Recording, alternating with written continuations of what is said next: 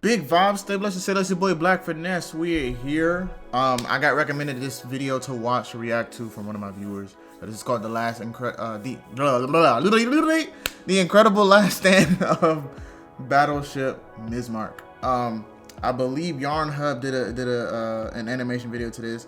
I reacted to it a long time ago, but obviously it got turned into copyright because they started, you know, getting big traffic. Not too bad. I mean, that ain't hurt, but you know, it hurt a little bit, but it is what it is. Hopefully I don't get copyrighted from this one, but this is about 27 minutes. It already has about 1 million views in 2 months, so it seems like this is a great video to watch. So I'm gonna get right into it. Here we go. It's the 14th of May 1941. Bismarck, Hitler's largest and most powerful battleship, is heavily leaking fuel as she steams quickly for France. Okay. She's just sank the pride of the Royal Navy, the mighty HMS Hood, in only 3 minutes. Damn. She's now being chased across the Atlantic by 16 British warships, hell-bent on revenge. Ooh, that's why it says 1B16. She's a formidable adversary, but today she'll be put to the test as the British will fire over 2,000 shells at her. Did it survive? Wow.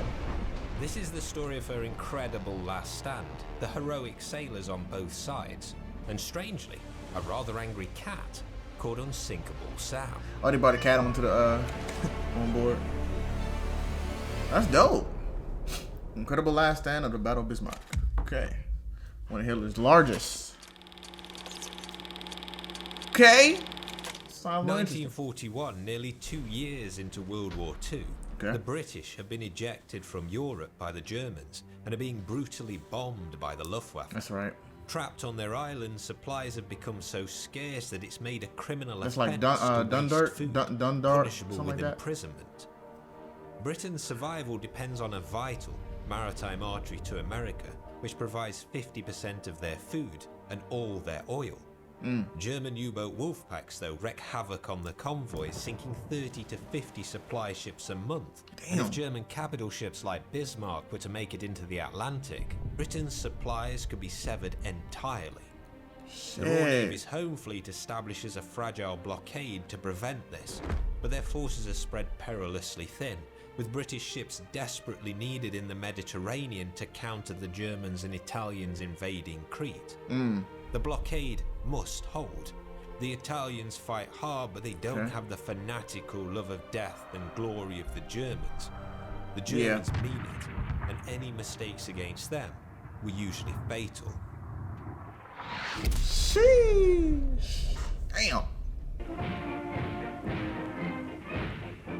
Bismarck was laid down in 1936, and every part of it was designed to be superior to the most powerful of British warships. One thing the Germans did do well was make things huge, which is why they ran out of resources so quickly. Twin Schnellhardt Kanone quick loading.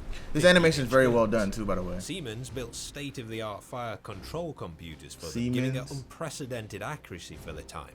A shell a minute, up to 36 kilometers. For close range, she had 15-centimeter anti-ship cannons as a rapid-fire defense against destroyers and torpedo boats. Her anti-air defense was coordinated by these Wackeltopfer tilting pot directors that were gyro-stabilized, so rangers could calculate it accurately, even in heavy seas. So it was pretty much hard to shoot down. The ship's commanders controlled the battle from the forward command tower and command station aft. These had incredibly thick armor. Just look at their doors; they were 8 inches thick. The technology on board was cutting edge. In her nose there was an array of Gruppenhochgerät hydrophones which could detect convoys up to 100 kilometers away. She could even repel magnetic mines and torpedoes with the MES self-protection strips that ran down her sides. These jokers had resources galore, low-key though. But they made things so big, that's the problem. A few months earlier, under Operation Berlin, the German warships Scharnhorst and Gneisenau managed to sneak past the blockade and sink 22 Allied ships in just 2 months. Following this success, the High Command of the German Navy, the Kriegsmarine, decided that Bismarck's first mission, supported by heavy cruiser Prinz Eugen, would be to also break into the Atlantic. It would be called Operation Rheinebunk. Hitler, anxious about losing the national flagship, was initially kept in the dark. Two commanders, Lutyens, operational control, and Lindemann, tactical control, known to work well together, were selected for the mission. The window for opportunity was very limited. The monstrous British aircraft carrier Victorious was nearly operational, and the US had begun sending Catalina C patrol bombers, which would significantly strengthen the blockade. Is that what it's called, a Catalina? On the 19th of May, 1941, the decision is made to leave Gotenhaven. The aim is for Bismarck to remain undetected as long as possible, so she can sneak far north around the Denmark Strait, where she'd be less likely to encounter British warships. The first stop is Grimstad Fjord, so air reconnaissance can be done over the British naval base at Scapa Flow. Unfortunately, whilst this is a lot of passing up the coast, strategic Bismarck planning. is spotted by Swedish cruiser Gotland, and then after arriving, Spitfire pilot Michael Suckling manages to snap a second picture of her, even though two Bf-109 fighters circled her to protect her. British Admiral John Tovey orders the Denmark Strait to be reinforced by HMS Hood, Prince of Wales and 6 destroyers under the command of Vice Admiral Lancelot Holland. Wow. 7:30 p.m. on the 21st of May, Bismarck departs for the Atlantic. The weather's turning in the Germans' favour. Severe icing, turbulence as high as 20,000 feet, 20,000 feet, and fog below the clouds. There's no way Allied planes can intercept in these conditions, and with radar in its infancy, Bismarck with the ocean Bismarck being that big, yeah, that's a good surprise. I hope the music isn't copyright though. Theoretically, the Germans knew Bismarck was a fearsome adversary, the British capital ships. 70% of her armour was deemed impervious to the standard British 15-inch shell. Those are really large she had a shells. central armoured citadel, but her main armour belt was next-generation face-hardened Krupp 320 cemented millimeters, elastic, with its elastic nature helping to reduce spalling inside the ship. Damn.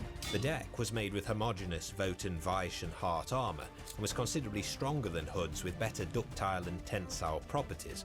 It was basically stretchier to absorb plunging fire. Bismarck was It also stood underneath the main armour belt to stop any shells that penetrated. Her multiple layers of deck armour helped to decap armour-piercing shells, reducing their penetration.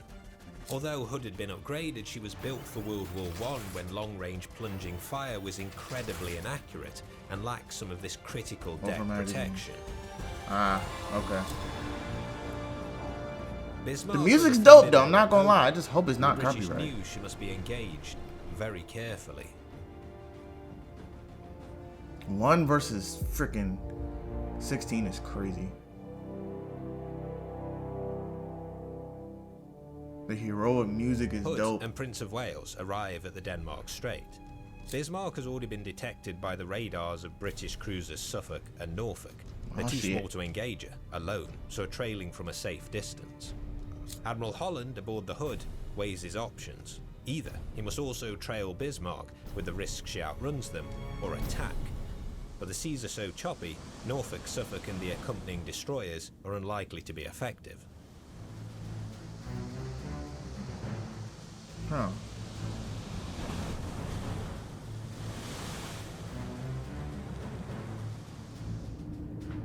Holland makes the decision, probably the only one he could.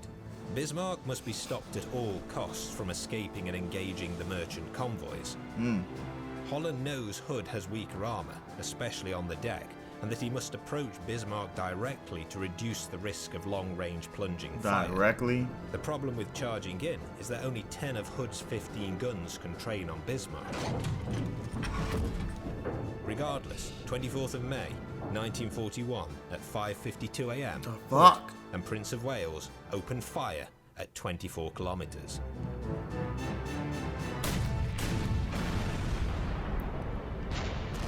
Bismarck is hit by 3 14-inch shells from Prince of Wales. The first passes entirely through the bow, flooding the fuel distribution system, depriving Bismarck of 1,000 tons of fuel oil. The second explodes low against the torpedo bulkhead. Fragments penetrate the port forward turbo generator and boiler room. Also, the first shot reduced to 28 knots. The third demolishes the stern of Lindemann's motor launch. For 3 minutes, Lutyens watches as shells splash around Bismarck, biding his time for the perfect opportunity. Lindemann impatiently tells him, I'm not letting my ship get shot out of the earth Permission to fire. Okay.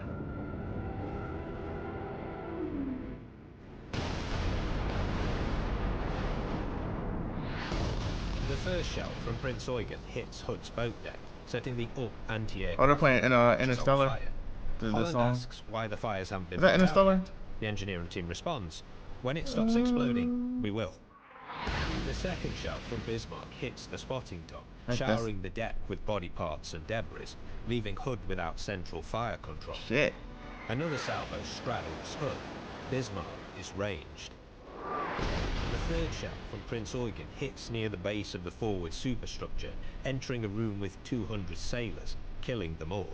Damn! Killing them all? As part of the fifth salvo, a 380mm 800kg shell cuts through the deck like butter, piercing the engine room.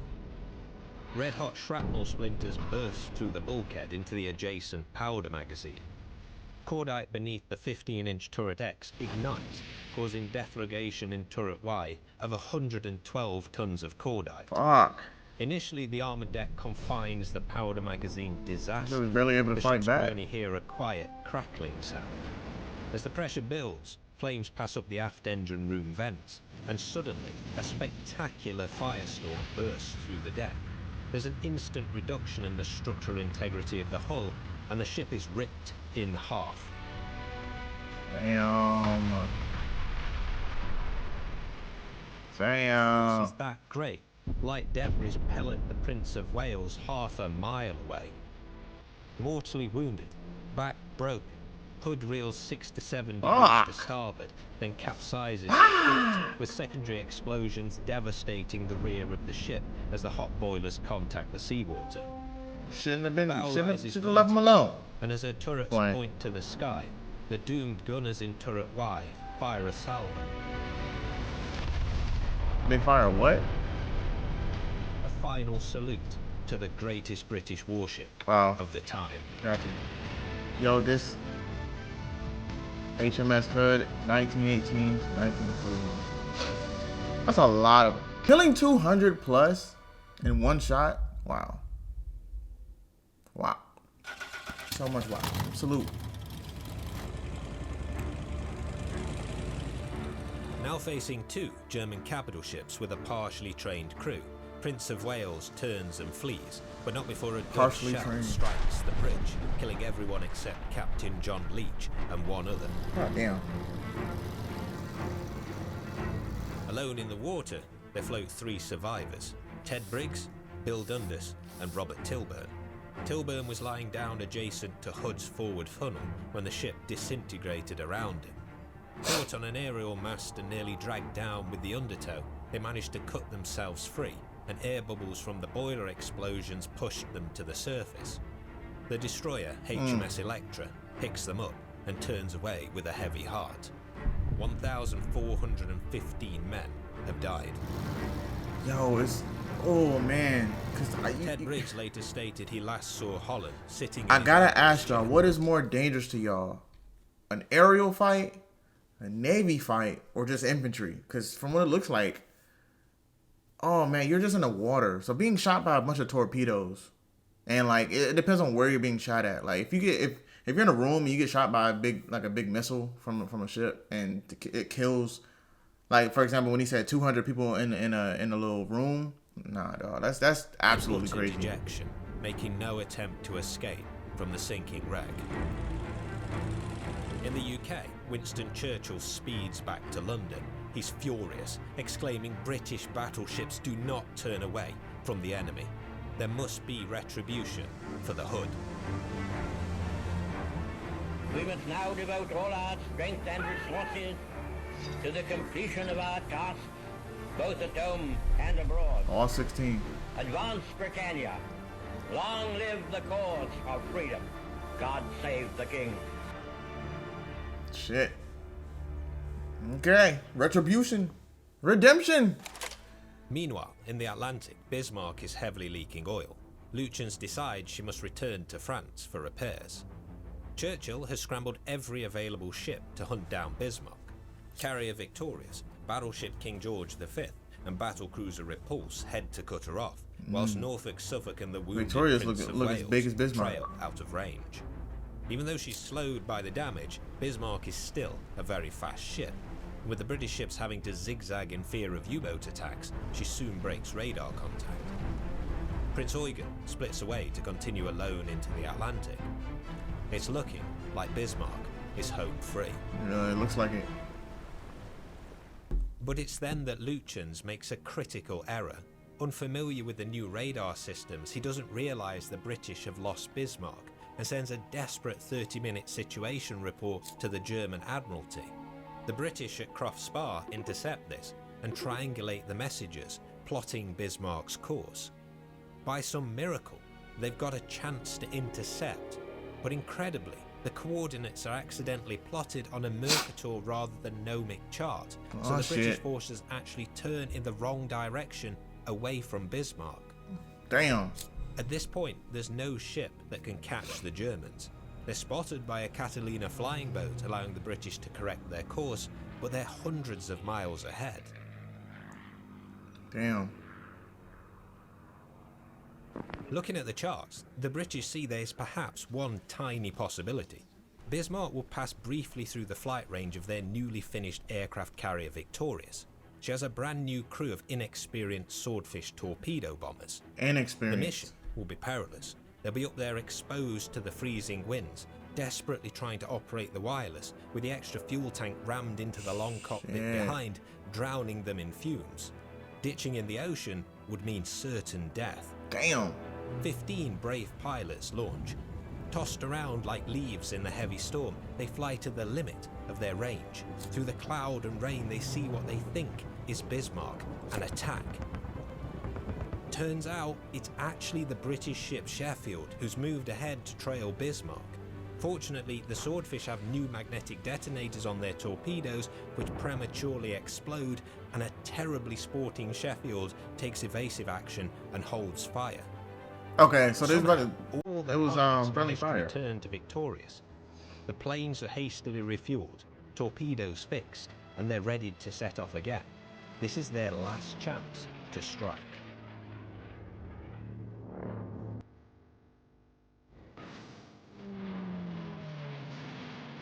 Oh man. Please don't be copyright with this music, dog. To defend herself, Bismarck angles her main batteries into the water in front of the planes, creating huge splashes. Yo, this animation is and insane. Tons of water being displaced into the sky, with disintegrating shells splintering shrapnel like 30mm shots. Go get him. Most of the torpedoes miss, but at 8:47 p.m, in a 1 in a million chance, one hits Bismarck directly on her rudder. Boom. The 200 kilograms of TNT decimates the steering complex, the hull acting like a springboard, causing a transient whip through the ship. Wow. The poor quality welding of the time has no chance against that kind of force, and the stern of the ship partially collapses onto the rudders, jamming them 12 degrees to port. Bismarck can no longer steer. Uh-oh, just go straight. As night falls, Lindemann tells the men they can take what they want from the stores. Tinned ham, cheese in tubes, chocolates, all washed down with brandy. Bismarck is alone. Nothing has the range to assist her. Attempts to cut away the rudder have failed, and explosives risk damaging the propellers. She's sailing in a curve, straight back into the Allied ships. Lutyens reports, ship unable to maneuver. We will fight to the last shell. Shit. Long live the Führer. Morale collapses. Fear and despair rolls through the crew. They know dawn brings death. There is no escape. Oh boy. They about to be in for it, bro. They have to turn right into him.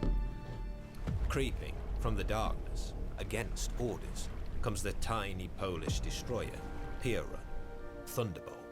Pure The Polish, they'd attack anyone after the brutal occupation and invasion of their nation. I bet.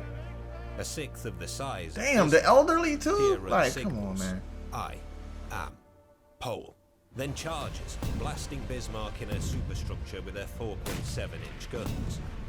Pierin's guns can do little to Bismarck's armour, but her Captain Pulaski knows that by harrying her through the night, she'll wear down the Germans' morale. Yeah. She only vanishes back into the darkness as her fuel reserves begin to run low. Jeez. As dawn breaks, a tired Lindemann sits eating a breakfast of black bread, cheese, and ham. At 8:47 a.m., his gunnery officer notices These jokers barely had any food to eat. followed by a quiet crack in the distance. He begins counting out loud. Lindemann stands and tells him to stop. It's the first shell from Rodney.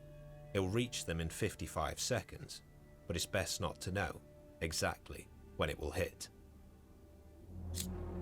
Bismarck, virtually stationary in the water, is surrounded by 16 British ships. Over the next hour, they'll fire 2,817 shells at her, of which up to 400 hit. The gale force conditions and difficulty steering mean she'll only manage to return one accurate barrage of shells that straddle Rodney.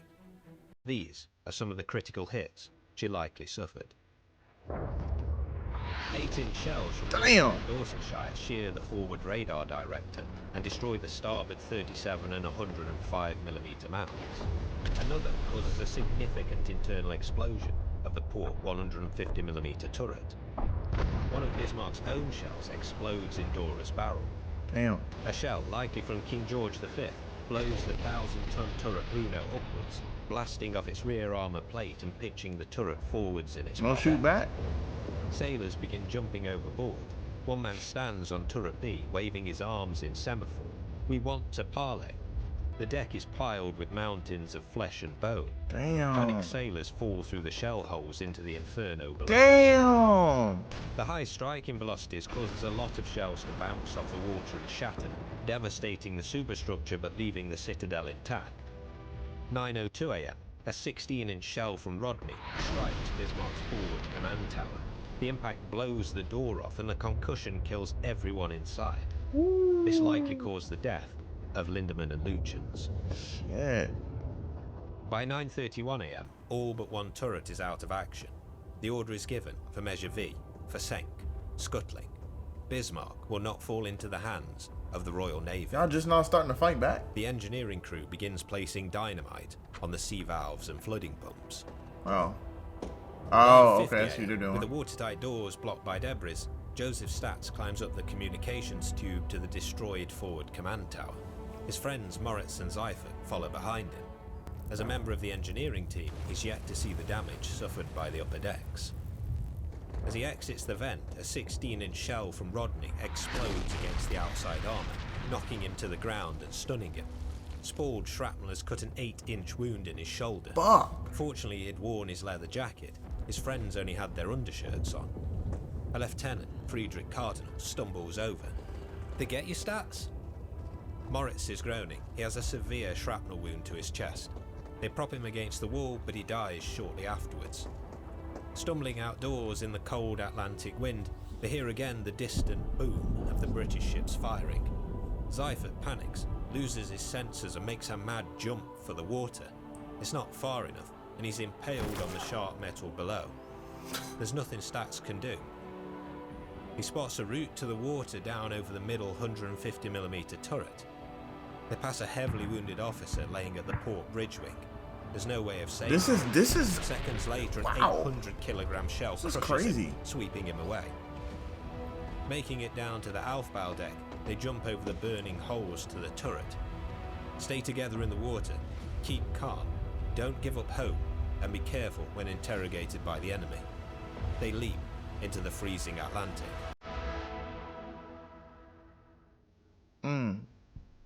10:35 a.m. The scuttling charges detonate, and the guns of the British ships fall silent.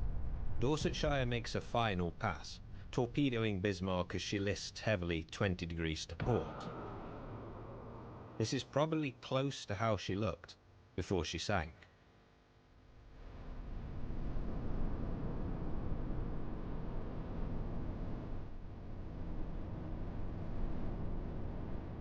sheesh.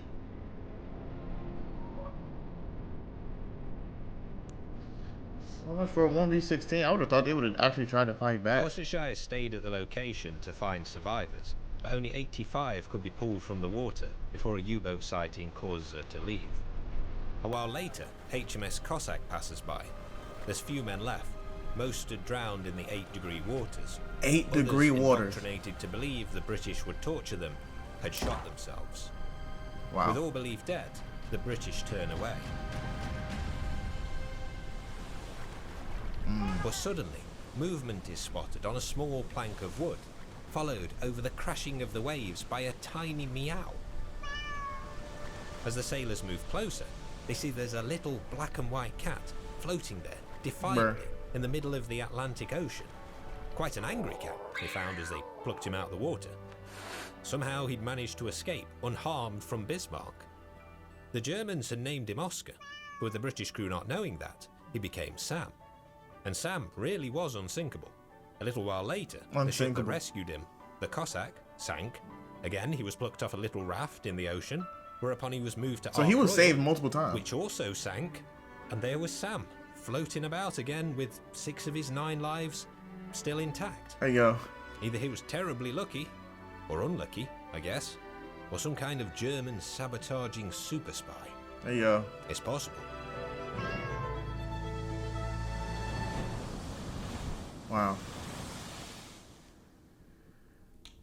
Bismarck was a handsome warship, defiant and proud, but the Kriegsmarine were too small, lacking the critical mass and mastery of the sea to beat the Royal Navy. It was decided to never risk battleships again, raiding the Atlantic. As the Japanese discovered with Yamato, aircraft carriers were beginning to dominate the seas. If the money building Bismarck had been spent on tanks or U-boats, it would have likely had a much greater impact on the war. Yeah, I've been saying this, like, you spend all your resources on building big stuff, you have less resources for other things. Worthy of the old days of the German Navy, and went down with their colours flying. In the Navy, you weren't having to kill civilians, women and children. Aboard the Dorsetshire, there was mutual respect, great affection even for the old sweats from the German crew who were just doing their job, and great sadness for the 1,415 men on Hood and 2,086 on Bismarck who died.